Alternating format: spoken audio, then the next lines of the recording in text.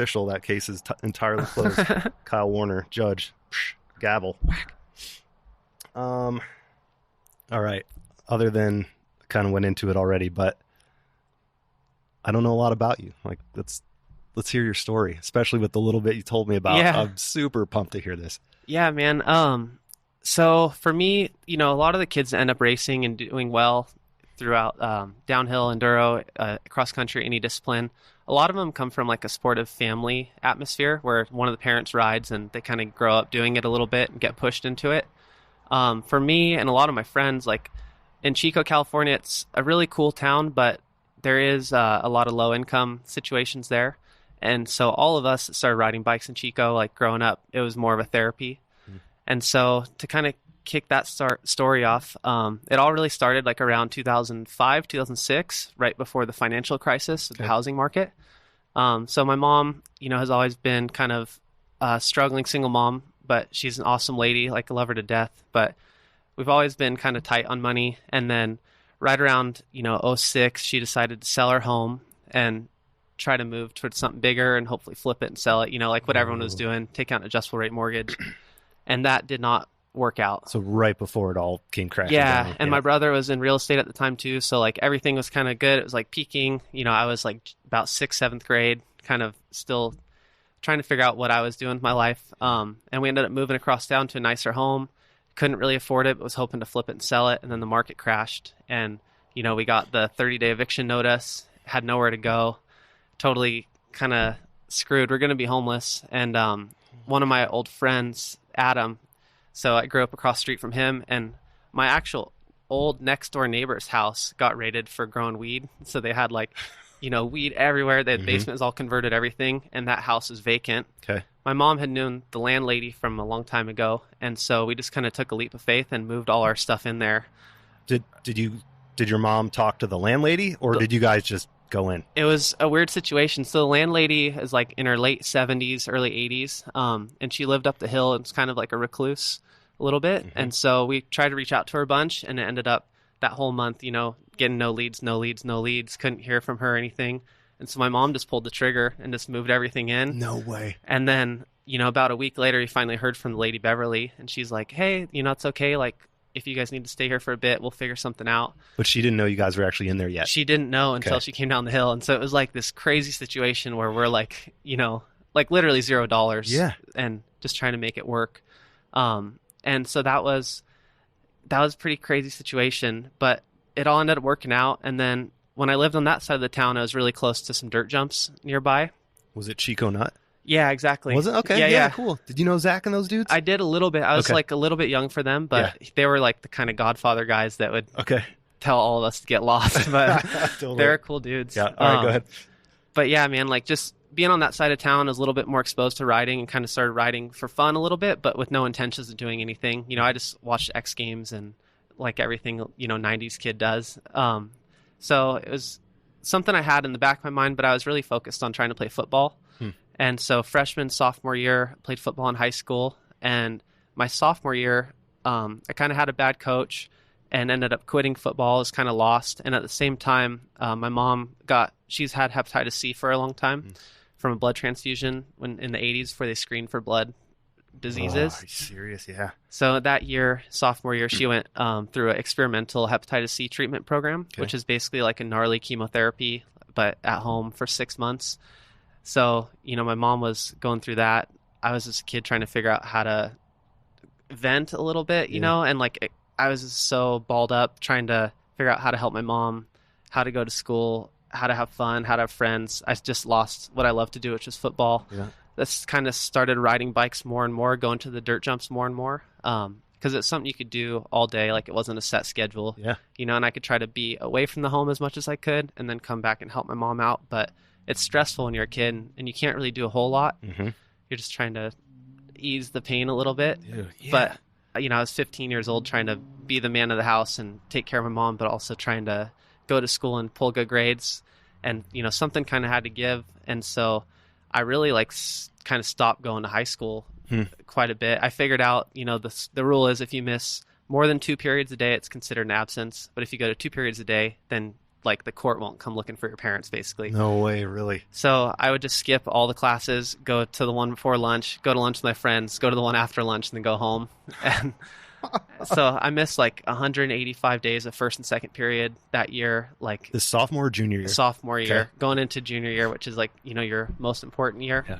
So it kind of was crazy because I was like a 4.0 student forever. And then when my mom got sick and we were going through all this stuff, I dropped down to a 0.5 GPA and was basically getting kicked out of the school and getting put in a continuation school. Yeah. And all I really was trying to do was get time to be myself and try to, Yeah, now do your my mama. thing. Yeah. Yeah. And it was really tough. Did you enjoy school? Like, you're 4.0 student. Was it easy and you just got it done, or did Yeah. you like being there? It was cool, but I think, the way the schooling system's set up now, either you strive for advanced placement classes, which are cool, but like in my situation, we have no money. I'm not going to college. I can't afford college. Like, I already know that. Mm-hmm. So what's the point of working harder for no return if you're not going to be able to go to college? And like even if I would have got a scholarship, unless it's a full ride, like it's just, there's no way, Right.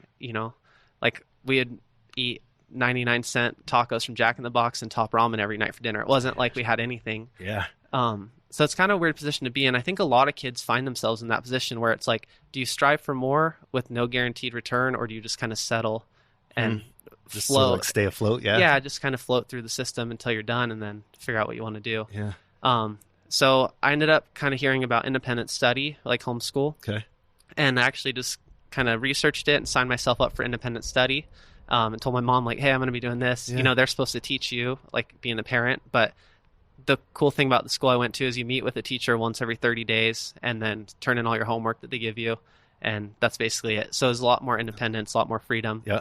And because of that, I could start working a job and Mhm. supporting the house a little bit too, paying for myself. Okay. And I got a job at a bike shop that I always used to just kind of go hang out around once I started riding. Yeah. Because just a lot of the guys down there are cool, shop rat, cleaning the floors, throwing out trash, trying to get inner tubes when you pop something, like just trying to help out, because without money, you got to be creative. Mm-hmm. And so I made friends with all those guys. They would just give me a hard time. And anytime I needed something, they'd give me chores to do. And then I'd end up, getting something in return. So yeah, Chico Bike and Board was my first job when I was 15. And those guys really kind of paved the way for me to start racing a little bit, because with the discounts you get from them and then with them helping, it was a really cool situation. Yeah. Keep going. I'm just taking a note about a question to ask you later on. So, But so I started working there, started going to school, independent study, and then basically just spent all day, every day at the dirt jumps at Chico Nut, learning how to dig, learning how to ride, yeah. playing around with my friends. And that was one of the coolest periods of my life for sure. Like, literally wake up 9 a.m., ride till 3 or 4 p.m., go home, have some dinner or whatever, and then go out and ride street till 9 p.m. So, and just repeat. And it was nice having the freedom at that age. Yeah. And you didn't really get into it until kind of mid high school almost. Like, Yeah. I know you were like a little bit beforehand, but that's when you really started going. I didn't really, the first bike I bought, I was 14 years old. I sold like my Xbox and all my stuff and bought a Walmart bike, like a Next, like $68 Walmart bike. So I was on Craigslist slinging all my stuff, trying to figure out how to buy a bike. And then that turned into like the guys at the bike shop, once I started working there, helped me out a little bit and sold me like a BMX bike for $300. And that's what I started dirt jumping on. Okay. It was like a Specialized Fuse. Okay. So that was my first real bike, was like that Fuse, and started riding BMX because it was cheaper, Yep. And then I met these guys. It's a crew in Chico called the Thunderbringers. So it's kind of like the guys that like Zach Dank and all those guys used to ride with at the Stink Trails and F-Line and all that. Sickest trail in NorCal. Yeah. And those guys just kind of saw me out there dirt jumping and being a Grom all the time and wanted to help me get on a mountain bike because they, saw some potential. Because I always could corner really well, like at the dirt jumps and stuff. We'd have cool technical lines where you're like hitting 2 or 3 turns and pumping a roller and then hitting big jumps. Mm-hmm. So they're like, dude, you need to come ride mountain bikes. Like, this will be fun. And so, I ended up riding out in this area called Pesquena, just like kind of east of Chico a little bit in the hills with those guys. And dude, first run, I remember shuttling up. It was raining. It was kind of muddy. I was so nervous. My buddy let me borrow his old like 2002 Norco Rampage, like for like a big hit, like 24-inch back tire, 26-inch front. And he let me borrow that, and I just was like, just shitting myself trying to figure out how to go, like, what am I going to do here, Yeah. And those guys were so cool. It was all the Chico State dudes at that time, and they just kind of took me under their wing, and I started riding with them, just crashing into every tree on the trail, like, but having a good time. And every time there's a jump, I just boost it, like favorite thing to do. So that, like, that crossover onto an actual mountain bike, like, didn't phase you too much, like, the jumping and everything? No, and it was like, man, it was literally that day I was like, this is something I want to do for the rest of my life. Like, this is so cool. It's such a cool sense of freedom, and being focused so hard on the trail and the task at hand, like, you don't have time to think about your problems going on at home. And I think that's what drew me to biking the most, is you could focus on something, and everything else, all the stresses kind of melt away from home life. And I was still kind of at that point dealing with my mom being sick, but she was getting better slowly. And it was a really transitional period for me. But yeah, I'm just glad that I went out with those guys that one time. That's heavy. Yeah. All right.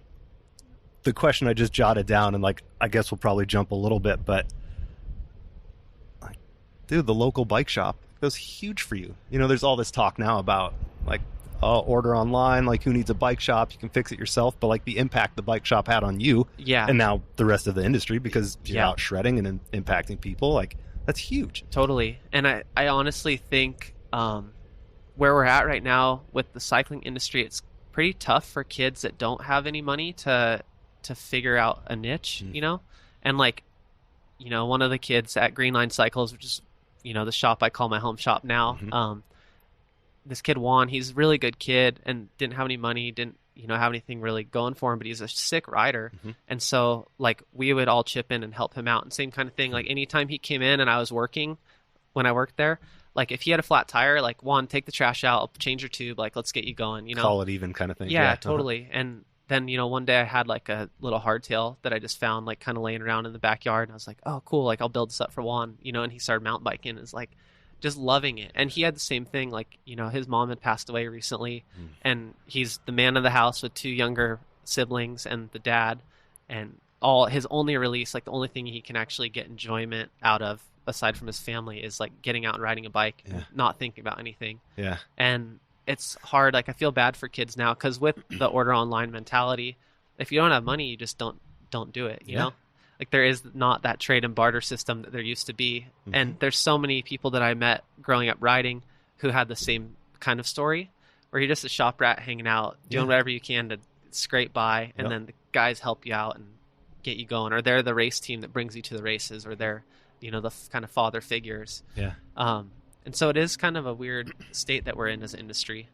I don't know if it's just what happens when things get, a little bit less core and more mainstream, but I don't know. Like, it seems like even the skate scene used to be like that a little bit more. Like, the shop was the hangout spot, and now it's not as much.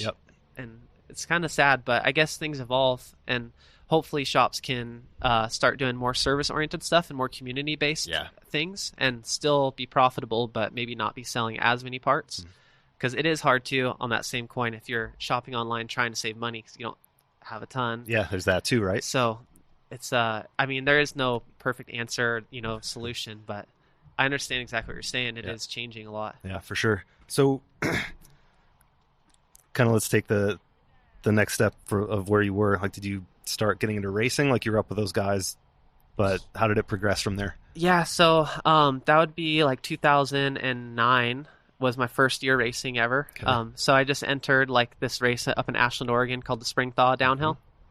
And I was so stoked. Like, I kind of scraped together money, started looking on ridemonkey.com and all those old sites, and trying to piece together stuff and working and saving money to buy it. But I raced there on, like, an old Specialized Enduro, hit the very first jump on the track, and, like, derailleur grenaded into the spokes, and I just flew off the side of the mountain and had to hike back up. So that was my first ever race. Was a total DNF in junior class. But shortly after that, I did a race up in Mount Shasta and ended up winning. Cool. And that was kind of my first taste of, like, I guess, success. And, it was cool because there was never anything I was really super good at growing up. I was always, like, okay at stuff. But then when I got my first win, I was, like, just so attached to it. And I was like, this is so sick. Like, it's some fun. Success and all the stuff that you've been battling, it seems like, your whole time. And it's fun just having your friends kind of recognize what you've been doing, and it's just cool. I was just like, this is something cool I can get used to, and I like being a part of it. Like, let's keep going.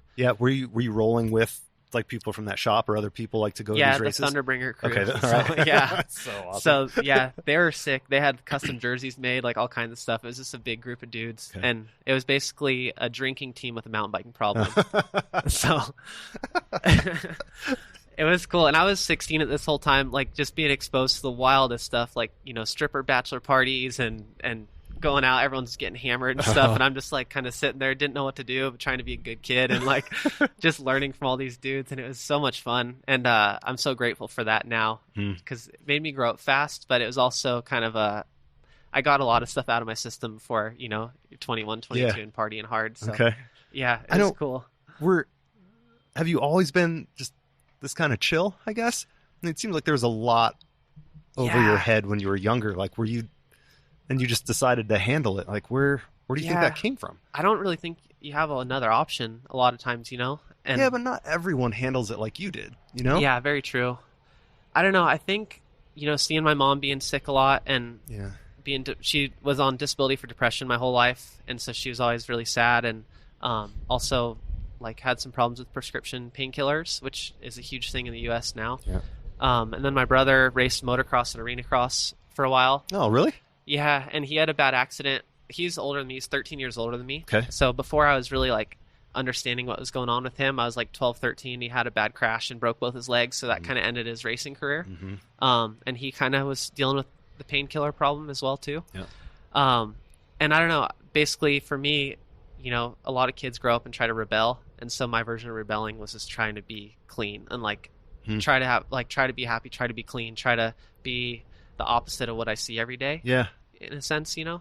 And not that, you know, my mom, like I said, is an amazing person, but it's just when you see that and you see sadness and you see depression all the time, all you want to do is try to get away from that. And, you know, I still battle with that too, but like being out on a bike and having that freedom and being able to inspire people and ride and get little kids stoked and all that, like that's what really makes me happy. Yeah. I think that's kind of where things differ for me a little bit is like, you know, I did start racing and racing was kind of like something that I started to find my niche in a little bit, but it was never really something I aspired to do.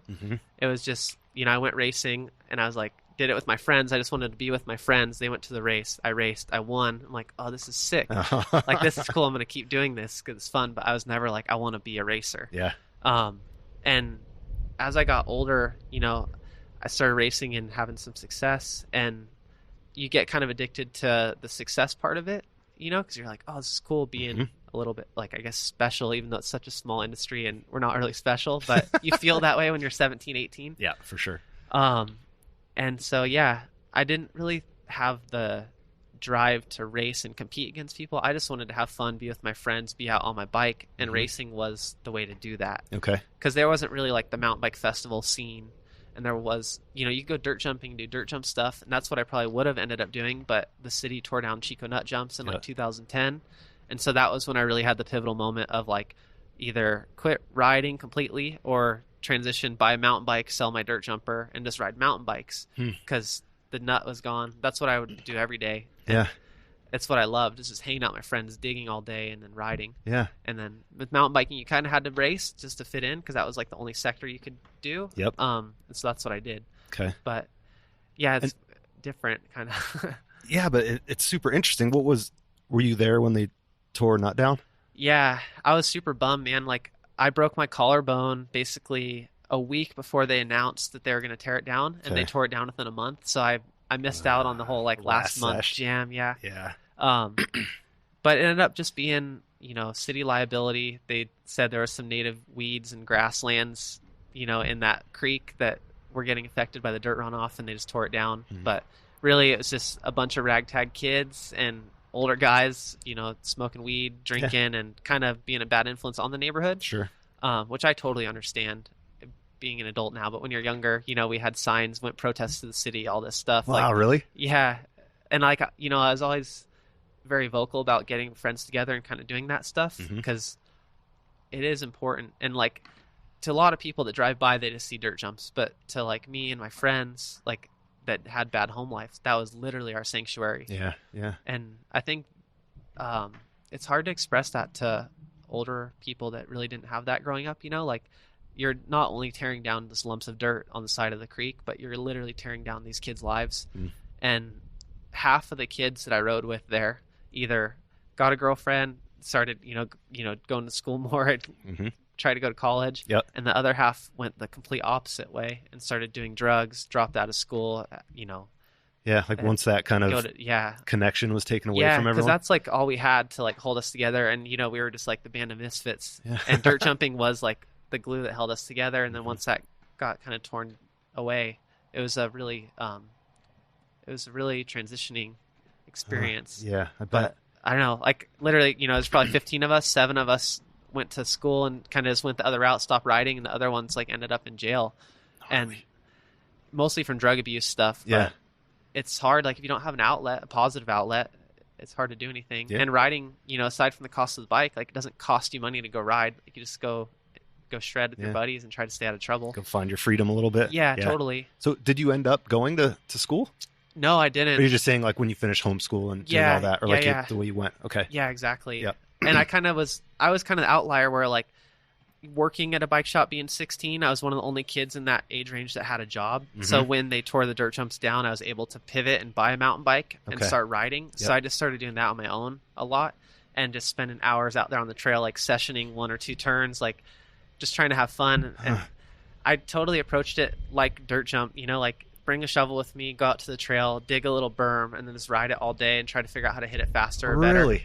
Yeah, because that's all I knew. I would have sworn, like, just based on all your manual madness and like your bike handling skills, that like, oh, he's an OG BMX kid who started in clips when he was 4 and all that stuff. But no, that's man, sick. Like you started so late, yet you have these chops. How old are you now? 26. I just turned 26. Yes, it's what, 10 years-ish? Yeah, that's crazy. Yeah, it's pretty wild. I get that question a lot, like, did you race BMX and stuff? But dude, BMX is $5 a night. Like, there's no way I could make that happen back then. Like, that's expensive. And I lived, just a few blocks down from the BMX track, but we'd sneak in after practice and stuff and go ride the track, but we never were able to pay for practice. Yeah. And like, that's so sick. Yeah, it was pretty funny. I was like, man. But yeah, it's weird racing because you do see all the kids. Like my old teammate Cody Kelly started racing when he was 4 or 5 years old. Been racing with Mitch and all those guys forever. Yeah. What team? Went on Marin 2015. Okay. Yeah. Me and Cody were together, and like it was a 6. I was thinking longer, like further back than that. I was no. Really? Okay. Yeah. No, but like talking to him and going to his house and seeing all the trophies and everything, I'm like, I feel like I'm out of my element a little bit sometimes, Yeah. Because I'm still learning, I'm still having fun, but I've spent a lot of hours in those 10 years riding, for sure. It sounds like it. It's cool. It seems like you have this, like, just this natural kind of inclination to go do and to go try. And I'm actually, like, doing these interviews, I'm surprised by how many people kind of have that. Like, the people that have found a career with mountain bikes or whatever, like, they all sort of have this drive. Like, I'm just going to go do it because I want to do it. That's it. Like, just go dig a turn and go session a turn. Yeah, and I see like I get a lot of questions from parents now asking me, hey, my kid is really fast, like how does he go pro? Yeah. And basically I tell them, leave your kid alone. If he goes pro, he will make it happen. Yeah. Like there's nothing you can do. If you can take him to the races, that's great, but a lot of times he needs to be the one waking up at 7 a.m. with shovels and getting his friends and going digging. Yeah. And you see that with like the London crew, like, Faircloth and Bernard Kerr and all those guys, like, and Ollie Wilkins, all those guys just shred together and hang out together. It wasn't like their dad was like hammering them every weekend to go to the races and train and do all this stuff. Like, you get good by experimenting and practicing and doing weird like scrubs and airs and finding new lines and trying to hit maybe like a landing to a landing instead of like hitting the lip to lip if you have dirt jump stuff. Yeah, for sure. It's like just weird stuff and being creative, and creativity is what breeds success in this industry, I think. Yeah. In a lot of ways. But you do have some of those like robot kids that, race from 13, 14 and then just end up having a long career. But yeah, but it also seems like it's probably not for me to say, but like they're almost not that happy about it. Totally. It's all they know, and so they keep doing it, which there's nothing wrong with that, but No. just a different level of passion maybe, or like reason behind it. I don't know. It's hard when you kind of pigeonhole yourself into one thing, and then you feel the pressure of like making a living and trying to keep your finances going, and then the only thing is something you're kind of over, and that's really tough. And I think a lot of people don't know when to pivot and change direction. Mm-hmm. But yeah, that's something I've struggled with too at times, like getting burnt out racing. Because like I said, racing was never my goal. Like I just wanted to keep riding bikes and hang out with my friends. Yeah. So racing was kind of the tool to do that. Yeah. So when was it, like, you're winning a race here and there. Like, when did you start getting sponsored? Did you approach brands for help? Did they come to you? Like, kind of transition into the career aspect of it, I guess. Yeah. So 2009, first year racing. 2010, I was still a junior. That was my second year racing, and kind of hit all the North Star races at that time. And are you doing downhill stuff? Downhill, yeah. Okay. So Pro GRT stuff and downhill stuff. Mm-hmm. And basically, I was the first alternate that year for like the Worlds team for Junior Worlds. Wow, cool. And I was talking to Sharples a while ago. He's like, dude, I was going to put you on the team, but you wadded up at Sol Vista. Like, that was the year we had. Oh, man. And I couldn't, like, in practice, I blew up my wheel, and I was like freaking out. I didn't know spare parts you were supposed to bring, Yeah.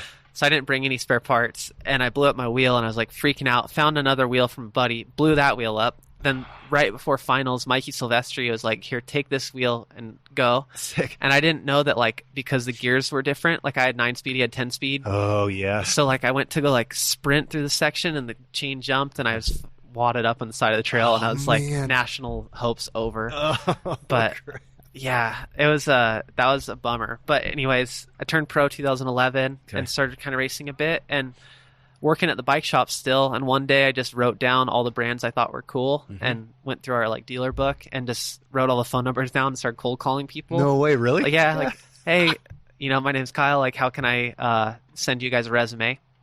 And it was funny because only one brand really helped me out, and that was Deity. Huh, so I called them. Yeah. Sadie picked up. Hey, how's it going? I'm like, hey, this is what I want to do. She's like, send your resume in. And they're like, all right, cool. We'll send you some stuff. I'm like, no way. So that's why awesome. I've been with Deity since day one, basically. Of first sponsor was them, and then my friend Luke at 510 helped me out a little bit, and then guys at MRP. One of the MRP guys said he'll send me some guides if I stop emailing him. No way, dude! You're that guy. That's so sick. But dude, here's a box. Just leave us alone. Yeah, exactly. And I was like, all right, cool. I won't email you anymore. But that's rad. Who was that? Was that Noah? It was Billy at MRP at that time. But then I met Noah shortly after, and I was with those guys from 2011 till last year too. So it's like I always try to be loyal because I really do appreciate the support, and they don't need to help me out at all. But it makes a big difference, at that age, and not even just from the product standpoint, but like when Deity sent me a couple handlebars, I was like, dude, this is sick. Like I can be one of these guys, And the confidence you get from that is worth more than the product. So, and so you're just working the bike shop, getting help with products, and going to races, pretty much. Yeah, and just struggling, like it sounds like yeah. Like, that still seems pretty thin. Yeah, and that was like 2011, and then going into 2012, the house that we were living at, with me and my mom at the time, this is us. The landlady ended up passing away. The lady that let us kind of live there. Yeah.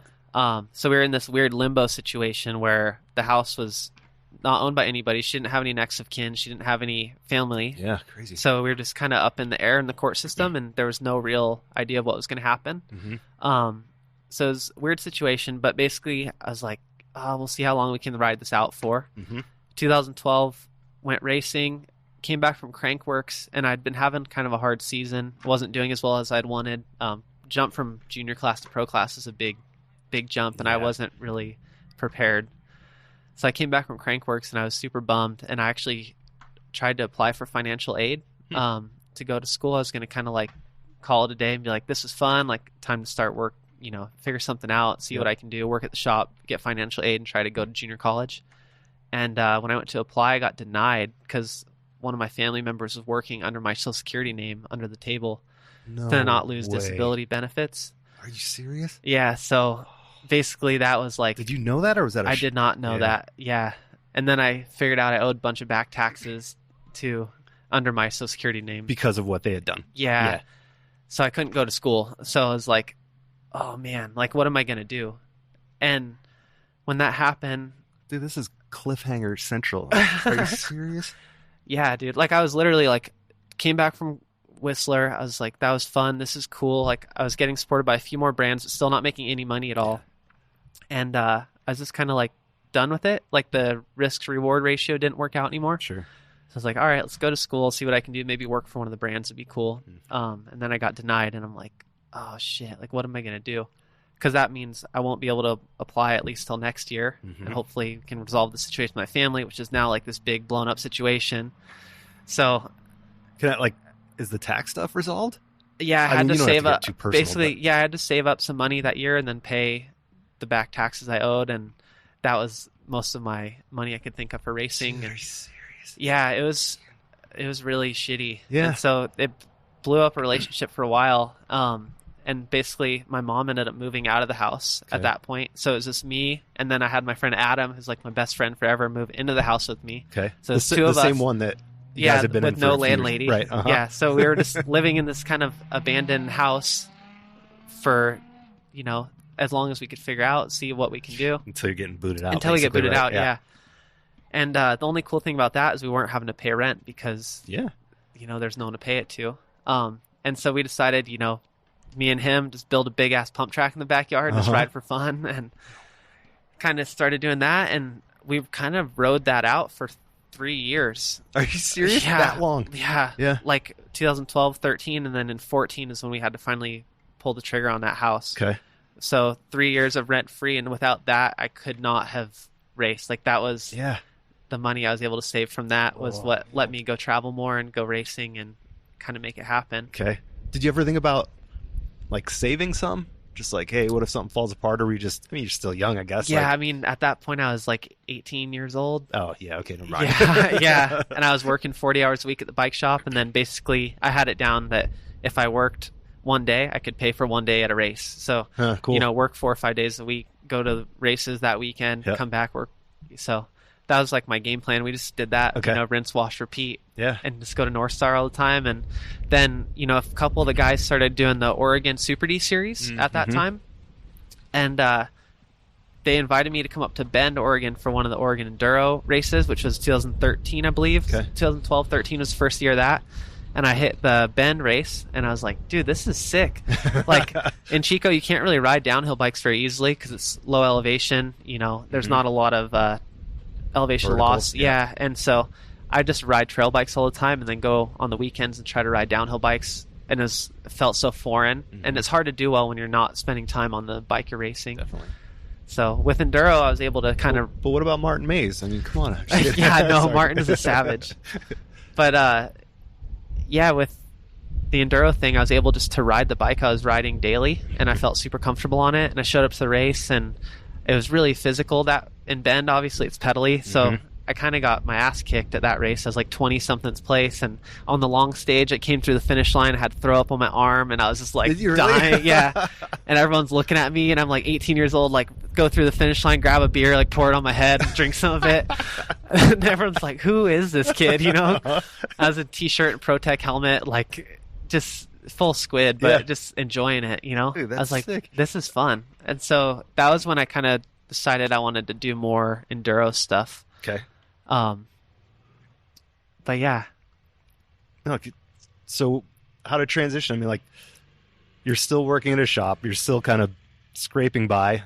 You get booted out of the house eventually, right? Yeah. So what was your living situation? And kind of let's figure out how you got to where you are now, where I assume you're making a living riding bikes. Yeah, totally. Okay. So after that 2012 season, I met a lot of cool people out at the races, just being a character basically and saying hi to everybody. And my friend Eddie McDonald, who worked for Felt Bicycles at the time. Oh, yeah, dude, Shredward McDiesel? Yeah. He reached out and offered me a small salary to ride for Felt that year. Oh, cool. And then SR Sun Tour stepped up and gave me some money. I'd been riding for them for about a year and a half at that point, and gave me a little bit of cash and the trip to go to Mega Avalanche. So they paid for my whole trip there. Sick. And what year is this? 2013. 13, okay. So this is my first year, like, actually making a little bit of money, still living rent-free at that house with just, scraping by. Like, we had buckets under the sinks, like, no blinds on the windows, like, the roof was falling apart. Like, the only thing that we had cool at that house was the pump track in the backyard, and it was, like, just the community hub. Yeah, that's what you cared about. You're like, we're not fixing the roof or anything. Let's go shape the jumps. And yeah, I just kind of went racing. My friend Adam was still living there, and I was like, hey, dude, I'll be back in 6 weeks. And me and my friend Casey Kaufman, who also rode for Felt at the time, just went out on a road trip and hit basically 4 or 5 nationals, like the North American Enduro Cup or Tour, and we hit the EWS in Colorado, and then in between all that, we flew out to Mega Avalanche. Okay. So it was like a big 6-week road trip, and that was honestly like the trip that kind of made it all happen. Okay. Because I got my first podium at one of the North American Enduro Tour races, went to Mega Avalanche, qualified third in my heat, got 30th overall, and then came back and got 10th at the Winter Park EWS. Okay.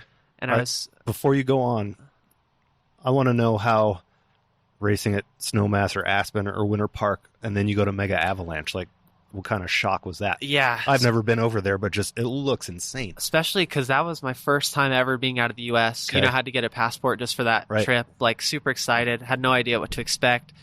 We show up on, I think, Wednesday, and our bikes are lost. So, so the guys at Sun Tour in Europe, they had a bunch of Nikolai, like belt drive gearbox bikes or whatever. So we borrowed those, practiced in that, and like jeans and a t-shirt because all our stuff was lost till Friday night before the qualifier. Was it dry at least? No, it rained, and it was the most snow they'd ever had. On a belt drive Nikolai. So yeah, we qualified. You know, I got my bike that night, built it up, qualified. I got third. Like Dan Atherton and Mark Scott were in my heat. They went first and second. And then I was right last row them? start because it was so last minute that we kind of got everything going. Okay. So I had to pass like 80 people in my run. Like, it's on YouTube somewhere, but it was just hectic. Dude. Qualified third, and then got second row start for the final. Okay. It's pretty important, right? To be you up have to the front, to be. obviously. Yeah. Totally. And I didn't really know how important it would be until, you know, you're at the top, you look down the glacier, there's 400 people beside you, and it's like the steepest thing I've ever ridden. I know. What do you do? Like, you've never done anything like that, have you? No, not at all. Just say, let's see what happens? Yeah, like, basically, my friend Ben Cruz is up there too. And me and Ben walk out to the edge. I'm like, Ben, how you feeling? He's like, this is fucking terrifying. And I was like, all right, dude, I'm just going to follow you. Like, let's see what happens. And so, yeah, just hold on. And because qualifiers, you didn't use that main piece of the glacier, or you did? No, you don't use the main piece. You race like from halfway down, basically. Okay. And it's a little bit different track. There is some snow at the top, but not much. Yep. And then it's weird. They only let you practice for a few hours on the glacier because it starts to melt, and then you get sunspots, and people you go like 40 miles an hour, hit a sunspot over the bars. Yeah. Okay. It's like a soft spot. Yeah, in the snow, exactly. Basically. Okay. So like our start time for the race, like 8 a.m. You know, you're up on the glacier at 7 a.m. getting ready, lining up. But man, it was scary. I ran like kind of a cut spike in the front and just a normal tire in the back, and just held on for dear life. And that was the year. I don't know. There's some videos floating around. There's like 130 person pile up behind us where they all just slow speed like wreck, and then the whole entire group slides down the glacier together. And I think I was like top 15 off the snow and was like doing pretty good. Yeah. But then basically there's a couple like snow drifts you have to cross, and I was just the rookie and just took the rut, and you're not really supposed to take the rut because it's so hard to stay in it. Okay. So like Clements and those guys stay high and kind of cut their own line. Yeah. That's a little bit easier. So I just crashed like 4 times, got passed by a bunch of people. Oh, and then man. How'd you end up? Do you remember? 30th. Yeah. Okay. So that was good. And the cool thing about that race that taught me a lot was I've never raced with people by your side, right? It's always timed. And I never realized how hard people pedal until that race. I always, dirt jump mentality, like cruise down the trail, hit a couple berms, and then like coast. Pump the sections. Yeah. Or something, right? Yeah. And then I basically would be doing that, and guys would pass me, and then I'd have to pass them on the downhill, and then there's flat section, they'd pass me back. And then I finally got so frustrated, like started sprinting, and was able to start catching more people throughout the trail. Okay.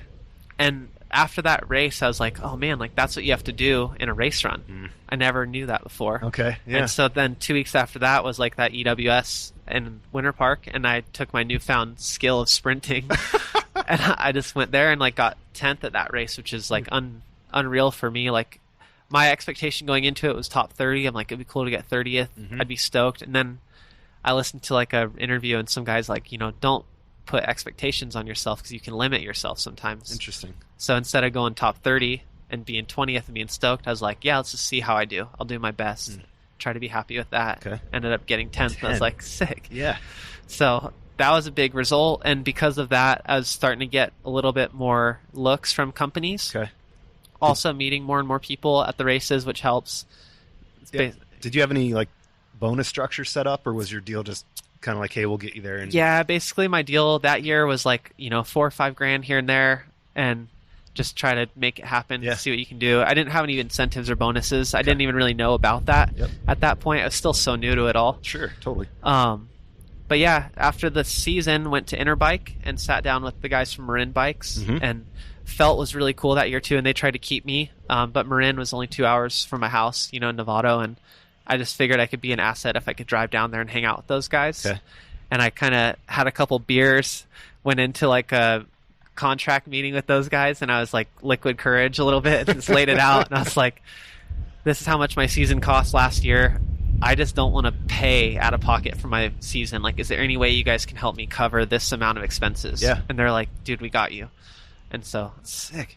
After that, I'm like, man, like Marin's covering my expenses. Basically, my season's paid for. Let's see if I can go out and maybe get a few more dollars so I don't have to work as much at the shop. Because during this whole time, still working when I'm back home. The owner of the bike shop, Dax, I was now at Greenline Cycles. Dax is like my dad, kind of father figure now. Okay. But he was cool, and he's like, if you need to come in after hours and build bikes, if you need to come in, whenever you're in town, come in and work, put your hours down, and I'll pay you, and just go race, like have fun. And so that was really helpful, and that was cool to have a boss that's so supportive of that. Okay.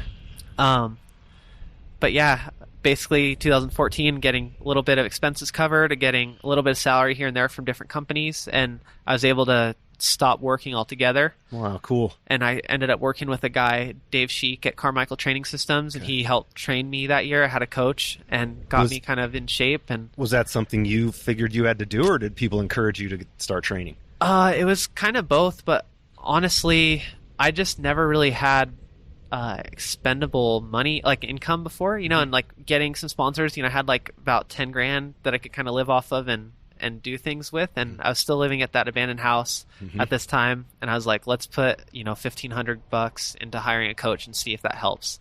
Just invest into myself a little bit. Yeah. And I learned so much through him.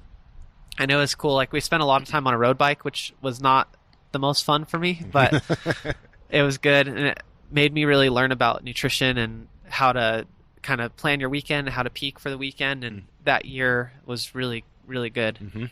And so that was the first year that I won like a North American Enduro Tour race in Aspen, and then started racing the North American Enduro Tour Series. That was my goal for the year, was to race the whole series, and I was able to win the championship that year. Yeah, and you've won that 3 times? Yeah. Okay. So 2014 was the first time, and then, re-signed with Marin, and then we did 2015, which was like when I was a teammate with Cody Kelly, and me and him were actually first and second in the series, so it was like a really cool dynamic, but kind of weird too, where we were both traveling together, sleeping in the same hotel, eating together, doing everything together, and then battling on the weekend. Totally. But like, Cody's like one of my best friends, and it was just fun to be able to do that with your buddy again. And I felt like super fortunate to be able to come out on the sharp end of that, But I was gonna say, did you have were there ever times where it's just like, I gotta beat him no matter what? Or yeah, totally. But at the same time, like, you are friends first, obviously. Yeah. And so, like, I want to see him be healthy and I want to see him do well.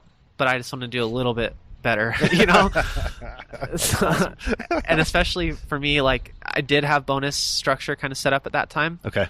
And so every position is a certain amount of money. And, I was starting to make a little bit of money here. And I was like, man, this is 2015. I was able to do pretty well for myself racing because Enduro was blowing up. North American Enduro was kind of blowing up. All the companies are investing heavily into it, and I was actually able to make a good living. And every position in the top 5 was like quite a bit of difference in money. So we were battling pretty hard, and like my overall incentives were pretty high that year for the title. So it was definitely stressful. Yeah, but how did the stress impact you? Were you thinking like, oh man, if I don't do third here, I'm not going to be able to do X in 2 months or anything like that? Yeah, totally. For sure. And it's hard. I think, when you tie yourself to your finances through racing so much, it's really tough because you have not only the stress of the weekend, but then you're thinking of things like, oh, I got to pay my taxes. Oh, I got to pay this. I have to pay for the electricity. I got to do all this stuff, Yeah. So you're kind of like taking those risks a little bit, I don't know, more to heart. You're like, man, this is gnarly, but I need to do it. And there's stuff on course that you don't want to do, but you're like, I need to do that because I need to make. Because I need to pay the water bill. Yeah, exactly. You're like, pump track's expensive, the water, But yeah, it was cool. And at the end of that year, it was really neat because Damien, the Yeti team manager guy, Damien Smith. Yeah, he came up to me and Cody separately at Winter Park that year and was like, "Hey, you guys are both doing really good. I want to talk to you guys about being on the team next year."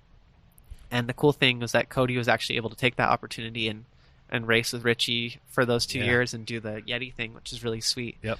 And I was thinking about it, but at the end of the day, what a lot of people don't realize is that those team deals aren't necessarily a high base salary for a lot of those guys. Like, the top guys are making good money, but if you're outside the top 5 or top 10, it's really hard to make money. And so many of the dudes that are top riders still live with their parents or live, like a lot of them live with their parents. And I haven't really had that luxury. Okay. And so I couldn't do it just because there was no way I was going to be able to get by. Yeah. And at that time we kind of figured out that the house situation was going to be changing. I was going to be moving in to a new spot and paying rent and getting all that going. So I actually needed to be solid. Okay. So you went with a base salary plus incentives instead of maybe high incentive kind of thing. Yeah. And the thing about those team deals is they pay a lot of your expenses. So you're still an expensive asset to them. Sure. Definitely. Probably $85,000 to $100,000 in travel. Yeah. So they are putting out a lot of money, but you're not really keeping a lot of that. Like some of those guys that are racing are making $5,000 or $10,000 a year, being top 20 in the EWS, and just getting to travel everywhere. Yep. So that was really appealing, and I wanted to try to do it, but there was no way fiscally I could make it work. Yeah. But yeah, that was tough. But Marin was so good to me, and they're just such a cool company that they kind of let me bring on a few more friends because the dynamic with Cody was really cool. Yeah. And I was like, I want to bring on a couple kids just to travel with and have fun with. So I brought on my friend Noah and my other friend Matt Cohen, who's been doing really good. Dude, his raw a couple months ago was so sick. Oh, man. I knew that was my dude. We were at Mammoth National Champs 2016 or 15. Okay. And Matt Cohen got third, I think, with he broke his chain, blew the derailleur in his wheel, got on the podium with a white t-shirt that said Factory Racing, but he spelled it wrong. He forgot the O. And he had goggles on and just the dirtiest little mustache, that's so good. That is my guy. That's who I want to help, Cool. And so we brought Matt on, and it's been really cool to see him continue on with Marin and starting to do the U21 stuff and just killing it. Got third at Chile this year. That was really fun to be able to travel with those kids a little bit. Yeah. And basically, for me, like I said, racing was always the tool to make it happen and make a living and do all this stuff, but it wasn't my end goal. And what I really enjoy is going out, hanging out with people, especially the amateur guys that are out there having fun. Those are the cool guys to talk to, because you just hang out with the same group of pros all the time. It's a little stale. Yeah, a little bit. And what do you talk about? A lot of the guys are pretty just, Instagram and chill and talk about bikes, but you meet some amateur guys and there's cool stories out there. Stories, yeah, and they're still coming up. It's fresh, it's new. I mean, they could be longtime amateurs, I guess, and they're excited about it. They're spending their own money and they're not complaining about courses and they're not complaining about all this shit. They're just out there having fun and they just want to be around other people that like bikes. So that's what I like to do, and having the little the younger kids that I kind of mentor a little bit made it fun too. Because to the end of 2015, I was kind of starting to burn out a little bit on racing. Yeah. And honestly, one of the big reasons for that is we did a project in my hometown. After Chico Nut got torn down, we had this hole where there's nowhere free to ride, really. You go to the BMX track and that was it, and paid practice. Yep. So I went to the city and tried to get them to approve a pump track. It's because I've been traveling a lot and you see them all over the place. I'm why don't we have one? Chico has voted Bicycle City, California. It was? Yeah. And because of bike paths or something? Yeah, bike paths and all the and college bike lanes kids. And stuff, yeah. Yeah. And so I was like, how can you guys call yourself Bike City, USA or whatever, and not have somewhere for kids to ride? So I started going to the city, talking to them. This guy, Jake Preston, was the superintendent of the recreation district at that time. And I kept emailing him and calling him, voicemails, never getting anything back. And I was so frustrated. Yeah. So I went on Facebook, wrote this post, copied his email into it. It's like, hey, you guys, send this guy an email, tell him you want a bike park in Chico, copy this line. And, next day he called me back. He's like, all right, I had 86 emails from all you guys last night. Yeah.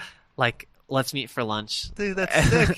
Here's a box. Don't call me again, right? Yeah, exactly. Same thing. Like, just keep banging your head into the wall. Yeah. Or, Mark Weir told me a good quote a long time ago that really stuck with me. He said, just because someone says no doesn't mean no. It means you need to find a new way to ask.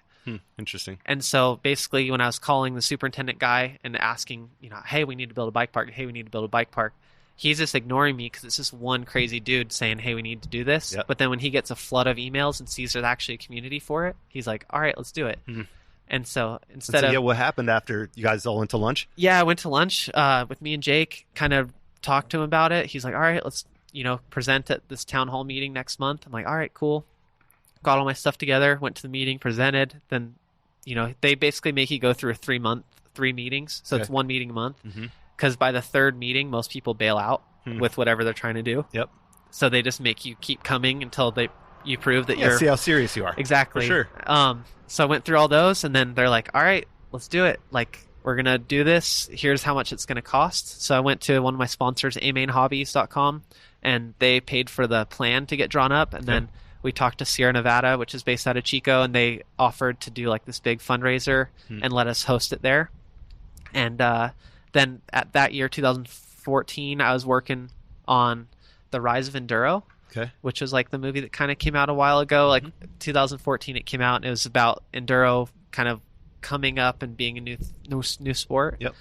So we did like the world premiere of that movie at Sierra Nevada as a fundraiser for the pump track. Cool. And then that following year, 2015, we got the pump track built and all done. And honestly, that day, like going to the pump track, we had a grand opening party, like a couple, 600-700 people show up. All these little kids show up on striders. Everyone's out there with their families.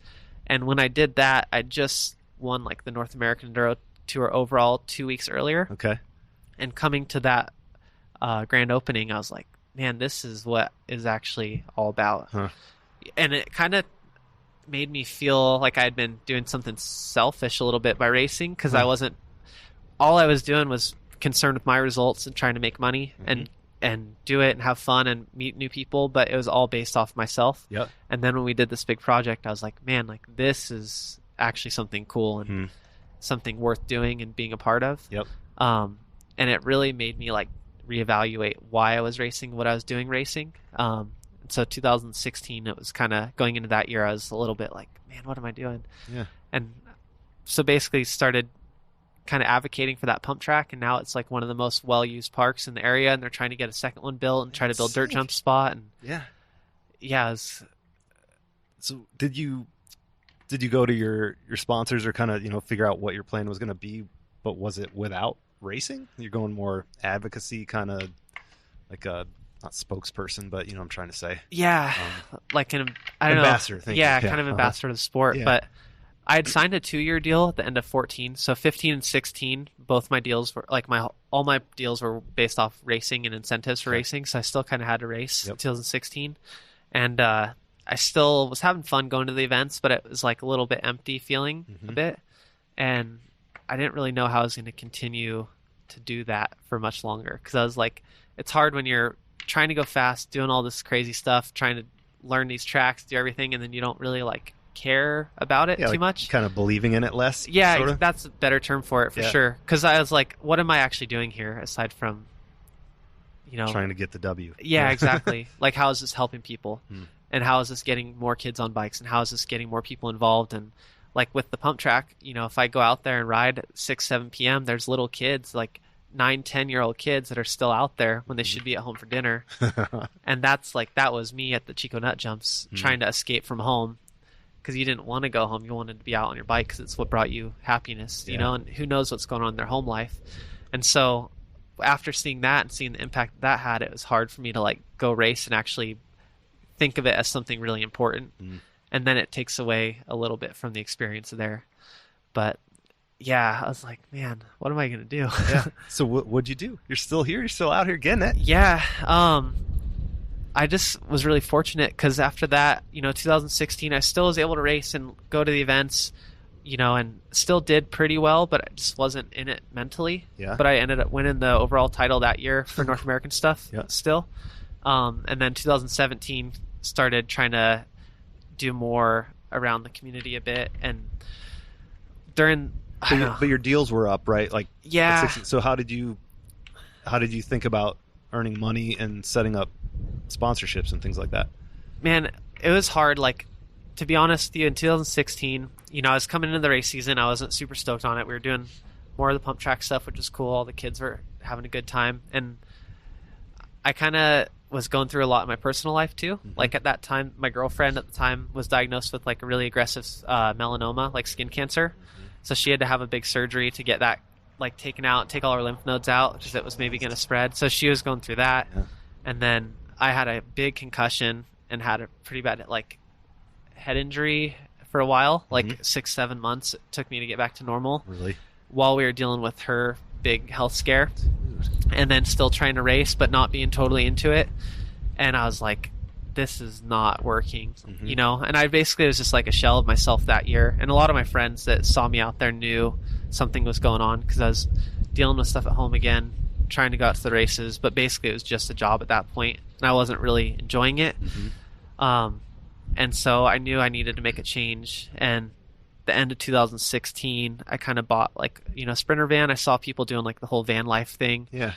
And for me, it was a way just to kind of simplify life again. So I bought my Ford Transit and built that out and started kind of living in it. And spent all of 2017 just traveling and trying to ride and still doing some races because it was paying the bills, but mostly trying to like just get the fire lit again. Because I was either going to step away and try to figure out what to do afterwards, or just keep going and grinding. But I didn't want to be one of those guys that's out there hating it. And that's what I had turned into in 2016. Okay. But yeah, you show up and you just aren't psyched, and everyone can tell. Yeah, exactly. And it's not fun to be around those people. Like, when you see that, it's kind of like it irradiates negativity. Yeah. And so I didn't want to be that for anybody else, and I didn't want to have to deal with that myself either. So okay. Were you able to start seeing like potential of social media, or being like, not like a free rider, but just, getting, you can have a deal based on Instagram or kind of exposure you're getting? Like, did that come into play at all? I had seen that a little bit here and there, basically through hanging out with Cody Kelly, because he was really good at that during his racing career, and he still is. And then I saw some other friends kind of doing it, but to be honest with you, I was never really that guy. Like, I just didn't feel comfortable posting about stuff, because I've always kind of felt like, who really cares? For sure. And that's that's kind of the attitude I took into my racing in 16. Like, after doing the pump track stuff, I was like, this matters. What I'm doing on a day to day isn't really that important. And it's hard to be like, yeah, this is sick. Like, I'm going to post about my ride today. I'm going to post about this. Or I'm going to post about my race results. Like, because I was always kind of under the impression like people have bigger problems or bigger things that are going on than learning about what I'm doing, So I was never really good at that. And it wasn't till last year really that I started doing more social media stuff. And I kind of went to, I think it was at Sea Otter of 2017, and I was talking to people, and a bunch of people kept coming up to me, and they're like, dude, I like watching your videos. It's fun. And I just posted a couple little ones, and I was like, really? Like, I didn't know people watch that stuff, Oh, that's surprising to hear, just because, like, I don't know what you do. And it sounds like you're getting to the, you're in the story where you're going to tell us you started posting a little bit more. Yeah, like, people are totally. into it, but like, it's so interesting. You'd be like, really? You want to watch that? I'm like, heck yeah, dude. Yeah. Manual 5,000 or whatever. Yeah, it was weird for me to start doing, because I guess I just didn't have the confidence behind it to where I was like posting stuff people would think is cool. Yeah. And then once I started posting just a few things here and there, because like sponsors kind of started requiring it. They're like, hey, you have to do X amount of posts. I'm like, all right, fine. Like, I'll do that bare minimum. And then it starts gaining a little traction. Yep. I'm like, oh, really? You guys care? This is kind of cool. And then I just started doing stuff that I like and think is kind of fun, and manual stuff or just little ones, Yeah. And it's cool because I do see people get stoked on it, and that's fun. Yeah. Because at least with the stuff that sticks out in my head from your account, it's all really accessible terrain. Yeah. And it's just like, oh, here's some random thing no one's looked at, kind of like Vori style, just like, but you can make it really cool, or do something that is totally outside of the box. Totally. It's relatable. That's why it's interesting. Yeah. Yeah. I think that's something that got me into doing more of the pump track videos and the little like jib lines and stuff, is because, when I was growing up at night we just go ride street, and like that old Tepper video you talked to, it's just the same kind of thing, just jibbing around, and like I just enjoyed being on my bike and playing, and sometimes all you have to ride is a curb or a parking block or whatever, like a bump in the grass or something. Like we don't all grow up in manicured bike park terrain. So like in Chico there's literally like 5 berms and everything else is lava rock. So like you're not going to get like these sick flow trails. We don't have any of that, so you have to get creative. And that's kind of where my style came from a little bit. But so where do you see yourself now? Like what would you say you do? I don't even know how to describe it, like, honestly, because you've gone on a couple of adventures, right? Like you were down in South America recently. Yeah, totally. Honestly, now, like with my latest partnership with Felt, like those guys are so cool, and I just broke it down to them. I'm like, honestly, I don't really want to race. I'd like to come out and like support little kids stuff. Like, Eagle had an enduro out here, Eagle Bike Park. And I just came out and helped time and like gave the little kids high fives. Cool. And just that kind of stuff, and like show up, and everyone always asks me like, hey, will you do a skills clinic? Like, I want to pay you. I'm like, I don't want to make you pay me. Like, interesting. I'll come hang out with you guys and ride, but I'm not going to charge you for it, you know? And it's a weird mentality, but I guess it comes from the same thing. Like, I don't know if I feel like important enough to charge people for it, but I'd love to share my experience and get people stoked on it. Yeah. And so I see a lot of guys doing like the skills clinics and all that, where they'll charge and people get a lot of value out of it. But for me, I'd rather just go ride with somebody, give him a few pointers, like see a little kid out here on the trail. If he's having a problem, I'll fix his bike, get him going, and send him on his way, and he's stoked. It's like a little bit more accessible again to average people. Yeah. And I could imagine if it's not a class you've signed up for, paid for, that there's kind of more success and less expectation. It's like, oh, I spent $100 and I still don't know how to manual or something. Totally. Like, not that you would avoid like kind of that kind of conflict, but it just seems it's a lot more natural. Yeah. And it seems more like genuine to me a little bit, because for me to charge someone $50 or $100 for like a day of trying to teach them how to ride better, at the end of the day, they're not going to be that much different. Yeah, totally. Because the habits are so deep, and all that technique takes so much time. But if I can give someone a couple little pointers and just make them have a good day, and like, Joe at Shimano, he's like, if you ever want to do something fun, like throw a little party, like we'll pay for the catering. Like that's the kind of stuff that I want to do more of. And like going to South America again, basically that trip was just go do a race because it's an event to do. It was on Cinco de Mayo. It's a cool event. Go see Mexico, bring a bunch of swag down for people, and just go ride with all the local dudes and just hand shit out for free and just get people stoked on riding, Yeah, that whole kind of face-to-face sort of athlete reach that, like, you might not be getting tens of thousands of people based on a video or something, but it's like, it seems like there's a lot of importance to that face-to-face element. Totally. Yeah, Eric Carter used to say, how many likes equal a sale? That's a fantastic question. I've always wondered that. If you have 5 people that are very invested in you and have met you and care about you and want to see you succeed, are 5 likes worth more than 10,000 that don't know you and just see you for a second? You in 15 minutes? Yeah. Exactly. Yeah. So like with all the brands that I work with now, like I partner with companies that really value that face-to-face interaction, and I do way better just being out and hanging out with people. Like even on chairlift, you meet the dude next to you and you're friends by the end of the chairlift ride, and you go ride, maybe you do a lap or something. Yeah. Like those guys will remember that way more than just a random result from a North American enduro race somewhere, Like I forget those results. Like I can't even tell you who won 2 World Cups ago. Yeah, totally. It's hard to remember that stuff because there's so much information day to day. And I think that as social media keeps growing, the value of the face-to-face is going to increase again. Because we kind of lost that. Now so many companies base you off of your engagements and your reach and all this stuff, and like they have the Hook It top 50 every month, and like a lot of times I'll try to be in the top 50 for social media, but I don't really care. Like I'd rather just go ride with some random people and just hang out and have fun, and if I can get them stoked on something, like that's way more to me. Yeah, and like just with how you came up and how that face-to-face interaction with your bike shop. Totally. Look what it's done for the mountain bike community. Totally. Like, through you. Like, and with sponsors too, like just cold calling Sadie, and Sadie says, totally. Hey, how's it going? This is Sadie at Deity. I'm like, can I send you a resume? Yeah, cool. Yeah. And like that's been a relationship since 2011.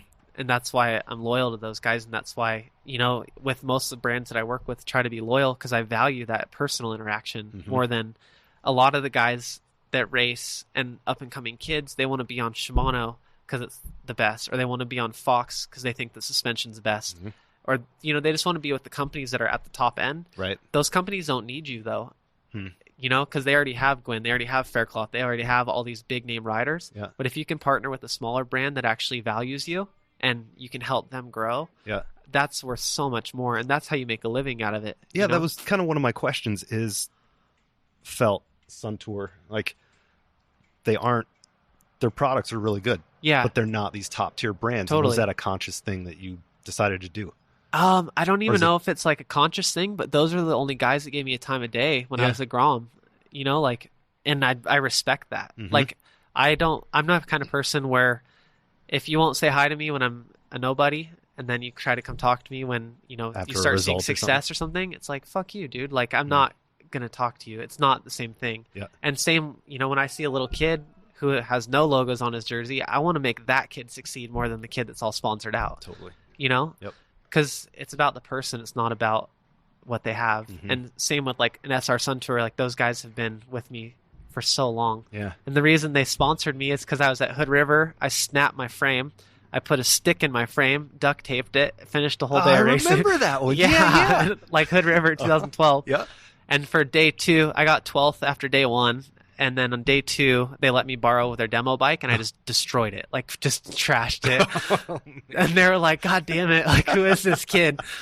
And then basically that was the start of that relationship because they just got a kick out of it because I was just trying to scrape along, Yeah. And I've been with them ever since too. Yeah. Like family and friends and those relationships mean so much more than exactly what product you're on, Yep. That's interesting. I don't know. And I think a lot of guys view it the opposite way. And they're like, I can't succeed unless I have the product. And you're like... Or chasing a dollar amount. Yeah, exactly. And like, at the end of the day, the product isn't going to make you take this sick line that no one else, is seeing. Like Sam Hill, like no matter what product he's on, he's still going to have the vision to ride a trail fast. Yeah. And then if you like are on a certain bike and you're not hitting this big jump because you're scared of it, getting on a new bike's not going to make you hit the jump. Yeah. So there's so much more accountability for the person that as long as you have good people in your corner backing you, like you should be able to make any product work. And I don't know, a lot of guys, I guess it's this confidence issue where you just feel like you have to have the best to compete. But I mean, to a certain level, like the very top end, top of the spear, that's like very important. Like, some people say it's the Indy, not the arrow.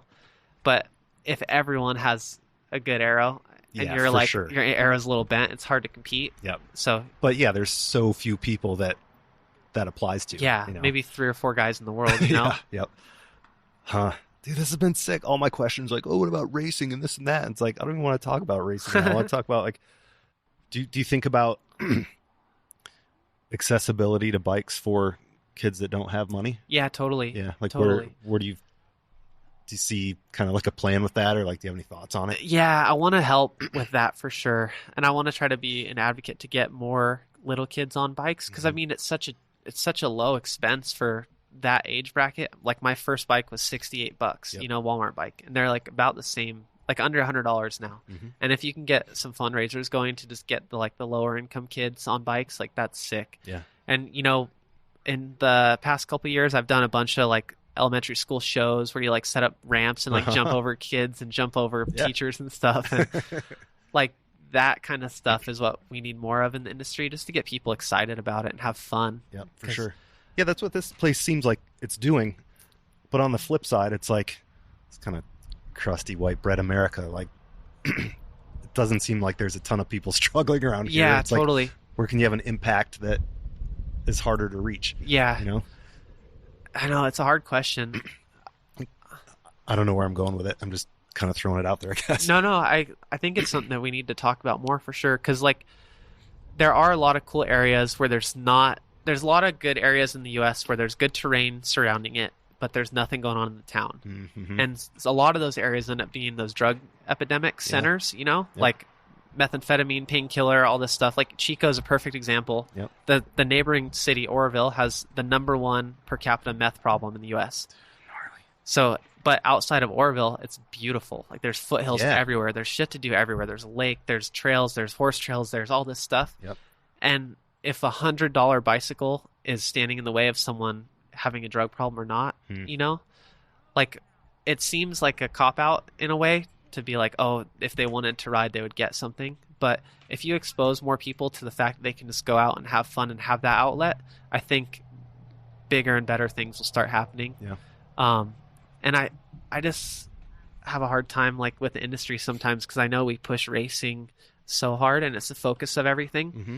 But at the end of the day, like, you know, it's the average dude that matters, and we need to do a better job of relating and connecting to the average guy. And so I don't know if I can be an advocate in some way in the next year or two to like start reaching those people and just being a bigger force in that way, that would be great. Yep. And I think that would be more beneficial to the cycling industry as a whole than just going out and racing and trying to sell more of one brand.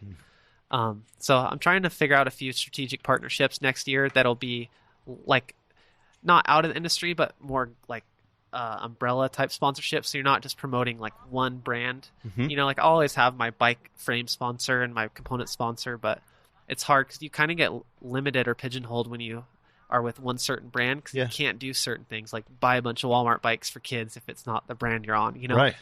and stuff like that. And it's hard. Like you're starting to see that more in the motocross community too. Like Malcolm Stewart just bought a little kid of 50 who was a little struggling kid ripping at the track, you know, and like Dean Wilson just did the same thing. And I think we need to do more of that stuff and get people out. Because, dude, the other day I was here, just riding around at Eagle, just doing some laps. This little kid sees me ride by, starts freaking out. He's like, "Oh my God." Like he knew who you were? Yeah, exactly. Sick. I'm like, "Oh shit." Like, "Hey, what's up, dude?" You know, say hi to him, and I roll down trail, get back to my car. He rolls over. He's like, "Dude, can I like take a photo with you?" And so him and his little brother come over and take pictures, and their bikes are just clapped. Yeah. Like stuff's falling apart. So I like flip their bikes over, pull my toolbox out, give them like a little tune up, you know, get them set up, give them a high five, and send them on their way. And like their dad comes over afterwards. He's like, "That is so cool. Like, thank you so much." And they're going to be lifers now. Dude. Yeah. Like, and one of my other buddies was here with me, just kind of like laughing that I was doing it. But I'm like, you don't understand. Like, this is more important than you going to the race next weekend. Like, this is what matters. Yeah. And this is how you build connections and build the community stronger, not just trying to be the sickest on a bike. And so I don't know. It's hard because I don't know. I just want to ride and have fun and just make a living out of it and just be an advocate for it. And now that Instagram has kind of opened up that avenue a little bit to where you don't have to race as much, you can be more creative with what you're doing. And I think the industry as a whole is kind of in a position where they're ready to push for more access for people. Yep. Especially as like the e-bike thing starts to happen more. Yeah. It's a really touchy subject, obviously, but I think once you're going to be able to get parents who haven't been active in a long, long time, and you can get them out on a bike for a day, like even at the ski resort, like up here at Bogus Basin, it's a good resort, but it's not really a downhill resort. Like you still have to pedal everywhere to get to the trails. Yep. If they had e-bike rentals there, like, you know, the kid will want to go ride all day. Parent can be on one of those, ride with them, have fun, and it's like a family atmosphere. Totally. Whereas now it's limiting a lot of kids because like they can't be a part of it with their family. They're have a heart attack in 500 feet because they haven't done anything. Like, I'm not saying that's bad, but it's limiting for sure. So I'm hoping that this movement kind of get more and more families into it, and with that you get more people exposed to it, and more kids kind of out of trouble. And I mean, if it wasn't for bikes, like I would have been screwed. You know, like that's the only thing that kept me sane going through high school, and like it was the only thing that gave me direction and drive. And dude, your story's so sick. I had no idea. Yeah, that's really cool. Yeah, but it's funny because there's so many kids that are just like me. Yeah. You know, and the only difference is that maybe they didn't get a lucky break where they had someone say, "Hey, come to the race with me." Like if it wasn't for like the Thunderbringer guys in Chico, like taking me to a few races, dude, I had no money. I slept on the floor. I didn't pay gas money. I didn't have my driver's license. I didn't have anything. I was like literally worthless to them. The only thing I was good entertainment, you know? And like if I didn't have those guys in my life, if I was in a different city or a different time period, like I would have been screwed. I never would have made it. Yeah. So hopefully I can kind of help advocate for that stuff. And like even the stupid pump track fundraiser we did in Chico, right? We had 400 tickets and we were trying to raise $20,000. So the guys in the recreation district broke it down. They're like, "All right, we need to charge $90 a ticket plus all this stuff." And I'm like, "No, $5. Like we're doing $5 tickets." Yeah. They're like, "You're ridiculous." That's like comes to the dinner. Yeah. Like they're like, the dinner's worth more than $5. I'm like, I don't care. Like this is a project for the community. the kids can't afford a $90 ticket. Yeah, dude, who's going to blow $90 on a fundraiser ticket? Exactly. Like, very few people. Very few people. And so we did $5 tickets. It sold out. People were standing at the door trying to get in. They ended up pushing out like another 60 seats. We did 460 people. And all the parents that had extra money to spend donated more money, you know? Yeah. So we raised all that money regardless. But the whole entire theater when we did that premiere was filled with kids. And that's the user group. And they're going to have ownership over that track forever. Yeah. And I think so many people lose sight of the fact that having people with ownership, you know, being a part of it is way more important than the amount of dollars you have, because that will go so much further in the long run. Yeah. And I don't know, like I want to see the industry kind of get that too, like get bikes more affordable, get trails easier to access, get more places to ride, get gear a little bit more affordable, and just get more people out there. Yep. So if we can get more people on bikes, it's a good thing for everybody. Dude, I think you're in the right direction. You're getting there. Speaking of, let's see, who did you hate being beaten by? We're going back to racing. Yeah. Oh, man. Actually, before you go, think about who you hated being beaten by. Are you a bike setup nerd, dork? Do you care? Yeah, a little bit. Yeah. I've had my moments where I was picky, and a lot of times when I'm really picky about my bike setup, it's because I'm like going through stuff in my personal life and I'm a little bit less confident in myself. Oh yeah. You know, so I'm like, oh, the bike has to be perfect kind of thing. And some of my sponsors like have struggled with me through that, you know, but generally like nowadays, like I'm just kind of riding for fun and enjoying it. Like I just pull my bike out of the car and go pump up the tires and see what they're at. But I definitely do a lot of testing for companies too. Okay. And so I'm aware of certain things, but sometimes you just got to let it go and just ride for fun. Yeah. All right. Who'd you hate being beaten by? Oh, man. Well, obviously 2015 when me and Cody were racing, it was hard to get beat by Cody. Okay. But honestly, I always just hated being beaten by the kids that had all the backing, like the dad there cheering them on, especially in juniors. Yeah. It was so sweet to just like take out some of those dudes when I was racing in a t-shirt and shorts. Yeah. And like, I don't know, maybe this kind of loops back quite a bit, but you said kind of, when did you start to like focus on race or, you know, making it a career decision? So 2012, after I came back from Whistler and was really bummed out, tried to apply for college, couldn't get it because of all that stuff that was going on. That next week, Decline magazine came out with their issue, and they had the contest The Money Shot. Okay. And they had Sterling Lawrence like set up trailside and be on the, you know, take photos all week. Oh yeah, And like I ended up winning that, like the photo from that. No way, really? Yeah. And I was like just scrubbing this little like roller thing in a deity t-shirt, just like, and that was my first time ever being in a magazine. No way. And that was like perfect timing because I was super bummed, like didn't know if I was going to keep racing, didn't know if I was going to keep riding, kind of like was giving up hope a little bit. And then I got like my first 2-page spread. I was like, this is sick. Like, all right, we're in. Like, let's do it. That's super sick. So, secret to manualing. Oh man, secret to manualing. Manualing is a very simple concept. You just have to keep your hip joint past your axle. So you have your ball, like your hip ball, and you got to keep it past your rear axle. So the taller your manual, the closer you can be to your bike, like closer to your seat, you know? Yeah. If you're barely off the ground, you got to be way far back. Okay. So that's all it really is. So if you have long chain stays, you're going to have your bike up a little higher. Short chain stays, you can keep the front wheel lower. Okay. And then I just like to set in, keep your arms locked. It helps a lot because it's hard to hold long manual if your arms are bent. Okay. What if you have stubby legs like me? Is it harder to manual? You just got to get higher. Okay. Yeah, just bring the wheel up higher. Some of the short dudes can do sick ones, but it's like super bonered out. Yeah, 12 o'clock boys. Would you ever have you seen those manual machines on Instagram? Like people build like those wood things to practice in? Yeah, totally. So I've seen a lot of those, and I've actually been thinking about this a lot lately. The only thing about those is that it doesn't keep your front wheel spinning, you know, and it seems silly, so but if you're ever gyroscopic effect going on? Yeah, if you're doing a manual and you grab your front brake, it's so hard to keep it stable. Like it's impossible. And most people do it on like a dirt jumper or BMX, so you never really see that. Yeah. But if you ever try it, just go out on manual, slam on your front brake and see what it does, and it's freaking hard. No way. Yeah. My manual's only 20 feet long, so I don't think I can tell.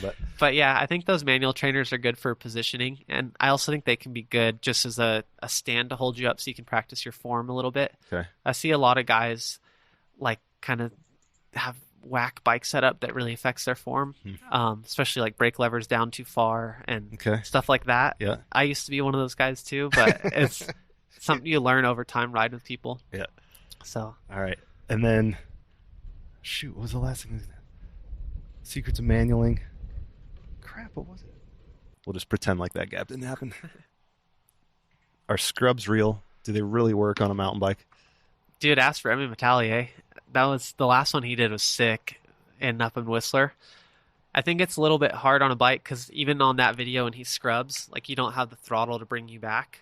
And so it's like still a scrub, but it's really hard to get as sideways because you can't pull it back. Like last year, Bubba Warren whip off, he just landed completely sideways. Yeah. That's like the limit of what you can do on a bike. But who do you like watching the most on a bike?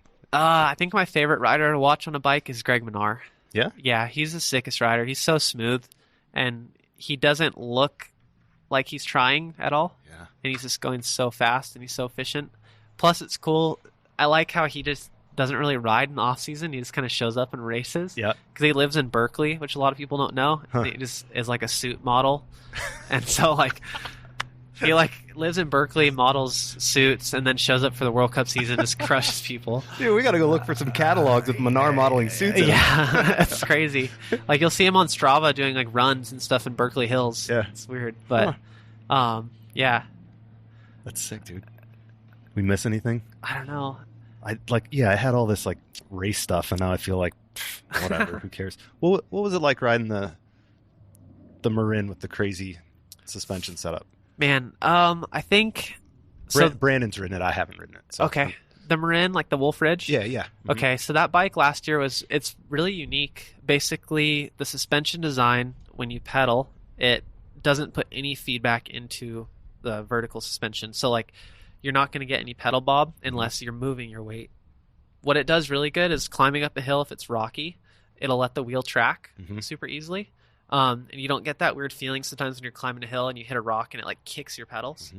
But that bike is interesting too because it was designed as kind of like a 120 millimeter travel trail bike, but with more travel. Like their whole concept is if a bike pedals so well, why not have more travel? Okay. However, most of us were racing on it as an enduro bike when really it has the geometry and the setup to be like a 120 mil travel trail bike, everyday trail bike. Yep. So it's in a unique thing. The way that they rate bicycles is by different categories.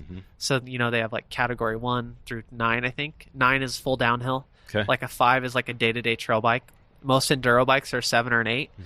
So that bike is a category 5 design, but being raced at a category 8. Okay. So if that makes sense. So like any of the issues that people have a lot of times is because it's being ridden out of category. Okay. But they kind of market it out of category too. So is it mostly geometry? Like it's a little too steep, sort of, or something? Yeah, and it's just like the parts that you would generally put on it are designed for a day-to-day trail ride. Okay. But I know I'm just learning all this stuff recently too because my friend Daryl, who is kind of doing the nailed suspension system. Yeah, that's nailed. Yeah. Yeah, okay. I talked to him a lot, and like he is a really interesting dude, and the system makes sense and it works well, and they're going to implement it on a lot of cool projects.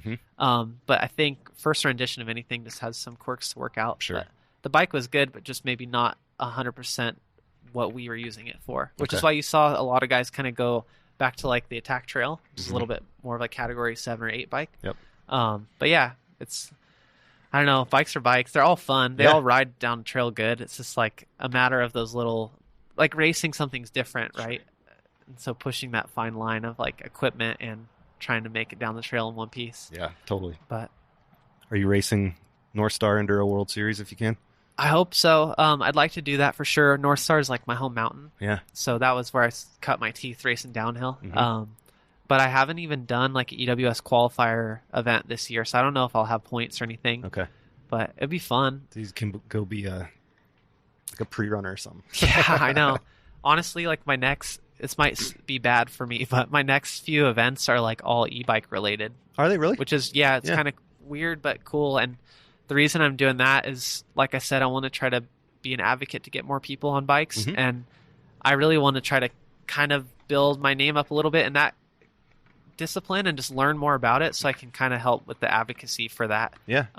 Especially government wide, politically. Mm-hmm. I think it'd be cool to be a part of that movement and Yeah. see what we can do. Because I do think it needs to be on one-way trails, climbing trails, descending trails. Yep. But I do think there is a really cool niche that can be opened up for people. Yeah.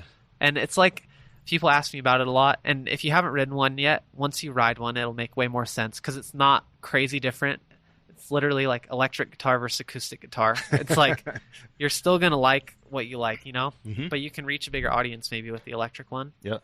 And be a little bit, A little louder. yeah, play to a bigger stadium kind of thing. Yeah. Whereas the acoustic one is like riding a normal mountain bike is what we all love. Mm-hmm. And that's what got us into it. And then with the e-bike stuff, if you can help either go further, go on bigger rides, or like a lot of my friends that just have an hour at lunch to ride, if they can go bang out like 5 laps in a cool little bike park or something, or Yep. that's perfect. Yep. So I want to try to do that and just become more of an advocate for that. Cool. So be riding with Hans Ray at Interbike doing some group rides if anyone's out there. Dude, really? Yeah. Yeah, cool. Yeah, they're sick. But Yeah. We get it all? yeah, I think so. Yeah. Unless you have any other questions for me personally. Boring race stuff. It's like future of enduro, Yeah, that'd be a American good one. versus. What do you think the future of enduro is? I don't know if you listened to the Eric Saunders I did. podcast. Like he was super inspiring to me just to hear kind of like his thoughts and like where he came from and all that. But Yeah. yeah, do you have any thoughts on that and like where Yeah. racing can go and just how different it seems like U.S. versus European enduro is, or like EWS is, I guess maybe. Totally. Man, it's funny because the future of enduro is such a hard question to answer just because of how much it's changed in the past few years. Yeah. So, 2013, I believe, was the first year of enduro or second year. And that first year, I mean, the stages were 8 to 15 minutes long and really physical in the stage, but not as much transfer. Mm-hmm. Now, a few years later, we're having 6-hour, 7-hour days on the bike Dude. with 2-minute stages. So gnarly. 3-minute Uh-huh. stages. So it's changed a lot just in the bike setup too. You used to almost be able to get away with like you see Richie riding like SB5 or whatever, the short travel 29er Mhm. for a lot of those rounds. And that used to be like the perfect bike, but now it's undergunned. Mm-hmm. And so I don't know if they're going to just keep pushing it more and more towards downhill just with like the endurance element, Mhm. or if they're going to kind of go back to doing more physical stages. Hmm. Because I think a lot of people like watching the longer stages. And When you say racing the longer physical, are you stages. thinking like pedalier, longer? Not I don't know, like top of the world stage in Whistler Yeah. is like iconic, right? sure. And that's like kind of in my eyes what enduro should be, like who can hang on to the bike down a 20-minute trail. Yeah. And it's still pedaling in some areas. You have to figure out your rest. You have to figure out when to attack. You have to keep your bike together. Mm-hmm. But then you have like the race in Colombia where they did like a 6-hour day and had 18 minutes of racing. Yeah. So top of the world was longer than the whole day in Colombia. That's So- crazy. It's like the sport's really interesting, and I think that's kind of why it's cool because it does vary so much. So Mhm. you'll see results shake up quite a bit. Yep. But I think with the introduction of the UCI being a part of it and having the drug testing in there too, I think you're going to see a lot more unification of the courses and kind of Okay. get a better idea. Yeah. Like downhill's pretty much settled on a 2 to 5 minute course, and it's going to be this long. Yep. A lot, and they're getting shorter now just to be televised easier too. But I think enduro will kind of have a more solid framework. Do you think that's good or bad? Like the idea of a top of the world and a Columbia, like just a super varied season seems kind of cool. Yeah, it is cool. But does it make it too hard to train or to prepare? I don't know. I mean, the cream always rises to the top. Yeah. So it seems like the top guys are always going to win. It shakes up the mid pack a lot for sure. Mm-hmm. But I think for me, I lost a lot of excitement about enduro just from personally when we had to start doing like 3 or 4 hour transfer stages, and like I never really got into mountain biking for that. I got into mountain biking just to go shred like a couple cool ruts with my buddies and like take some videos and watch everyone eat shit. And like, that's what I like about mountain biking. However, there are a lot of people that love big days. Yeah, the adventure, yeah. Uh-huh. So, and for me, it's kind of my personal skew is I liked how it used to be where it was a little bit shorter day with longer stages. Mhm. And now it's bigger day, shorter stages, but everyone has their own opinion. Yeah. So I don't know. Yeah. I just remember like Oregon Enduro Series in North America, Mhm. we used to go do one shuttle in the morning, ride 2 or 3 trails down to the bottom of the hill, and then that was your whole day. And then the next day you do another shuttle, and it's basically 6 trails, like 45 minutes of racing with minimal transfer climbing. Yeah. So you're basically racing long downhill trails. That seems perfect. Kind of like the Super D stuff Yeah, used to right. be, but Yeah. I don't know. And as far as how it's different in North America versus the EWS stuff, I think in North America the trails are so much more defined and so much more well ridden. Because in EWS in Europe, they can just put tape up and make something new. Yep. And kind of, or go to a place where there's not as much traffic. Sure. So in the US, like we'll race at a resort, and it's just The land access issues Yeah. to cut fresh courses. And I think the reason you see a lot of US guys struggle outside of here is because we don't have you don't really develop the ability to read terrain and find creative lines because it's all so built in, racing bike parks all the time. Yeah. Like you're not really developing that skill of like riding something new, finding a cool little like inside line or figuring out what is faster. You just stick on whatever the blue groove is. Yeah. So I don't know. Interesting. Yeah. Is World Cup downhill, is that where Enduro World Series riders are going to go to die? It used to be, right? It's like, oh, downhillers go to Enduro to die, right? Well, now we've got Martin switching it all up here. Like, Yeah. What do you think about that? Is that going to present any kind of interesting future? Is that just like a one-off thing? I don't know. I think you're going to see a couple of the guys that are pretty burnt, like start racing downhill again. Like you saw Cecile do it. Yeah, totally. Cecile and Martin have already, and Martin's just doing it for fun, but he's racing world champs too. And Yeah. I mean, he won a World Cup. And you see a lot of guys like Eddie Masters and Blankensop crossing over and doing both. Yeah. I don't know how they do that. That's so much work Yeah, that throughout the seems year. Gnarly, yeah. But I think just as Enduro has gotten shorter and shorter stages, it allows the downhill guys to excel. And it's also developing the Enduro guys to do well on the shorter downhill courses. So like the crossover there's really not much, Yeah, right. It's just you're either earning your turns or you're riding Yeah, the lift, exactly. right? You're either doing 8 to 10 practice runs on a trail or 1. So that's like the biggest difference because a lot of the Enduro guys go to the race and they like almost don't know what to do with all the practice because we literally get 1 run Right. and then you race. Yeah. Whereas What's that like? Like, did that ever freak you out? The whole aspect of riding blind but trying to go race pace? Like almost blind? Yeah, it's hard because you have to ride your own pace, and it's hard to know that there are other really fast guys pushing and as well, and you're just trying just not to make mistakes basically and just like ride smoothly down the trail. But the hardest thing for me, without it being regulated as much before, like I haven't raced this past year where they really regulate it, but it's hard when you go to a race and you're going to get 1 run or 2 runs, and a lot of guys have been there for a month. Yeah. That was always tough for me because I knew I was either going to have to take crazy risks to go fast or just kind of be off the back. Yeah. So that was hard. Yeah, I'm sure. It sounded like that was hard for a lot of people at the beginning too. Yeah. And basically the guys that ended up van life in it could do well because Joe Barnes or someone like that who'd go live like in Finale for a month before the race and just ride every day. Sample every trail. Yeah, exactly. Because there's only so many trails that they're going to race. And if you're smart, you just follow Chris Ball on Strava, see what he rode. And then That's the secret. yeah, that's what like everyone does. They just follow Chris Strava. They're like, oh, he rode here in Colombia. They're probably going to race those. Interesting. So it's got to turn that thing off now. Yeah. Cool. Dude, I'm psyched. It's a pleasure to meet you, to hear your story. Yeah, thank you. And to see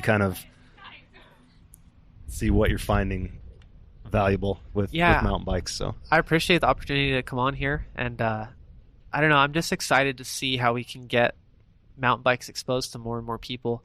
I do know there's a lot of people that are kind of in the mindset where they don't want it to grow because you don't want the trails to get crowded. You don't want to share, yeah. And that's kind of the same mindset you find in cities too, where it's don't move here because it's already crowded type deal. But at the same time, as more people move, more opportunity comes in, and the resources get built up bigger and bigger. So I'm hoping that as more people find mountain biking and enjoy it, it can kind of help everybody out and not just be this. I think a lot of people's vision is the same amount of trails with more people on them. But if we can find new riding places and new places to go and get things more trails. Yeah, exactly. Yeah. Just more cool stuff to ride for everybody, and just do more festivals and get people out there that maybe aren't the most competitive. because that was me basically. Is I'm not a super competitive dude, and I just like riding and doing it for myself. I don't care if other people are there or not, but it's just for me, like it's my form of expression. Yeah. And racing was the only tool that you could do to make riding a living. But now it's changing with the Instagram thing and all this stuff, and you see more people just kind of having fun with it. And I mentioned Kurt at the beginning of the podcast, but I was talking to Kurt Voorhees at Whistler for a second. He's like, dude, this is what I always wanted to do. Like what he's doing now. Yeah, exactly. Yeah. Like, and for him, it was the same kind of thing almost, where like racing was the tool to get to what he really wanted, which is just living and riding bikes and having fun with it. And you see that like with his neural disorder videos and all that stuff. Like he hasn't changed much, but now there's actually a position for him, and he's killing it. And he's, it's sick. So I'm excited to see what this new generation breeds and what the kids come up with. Thanks for tuning in to Vital MTB's The Inside Line podcast. Episodes drop every other Wednesday. Thanks to Jensen USA and Maxxis Tires for the support. Follow us on Facebook, Instagram, and Twitter at Vital MTB.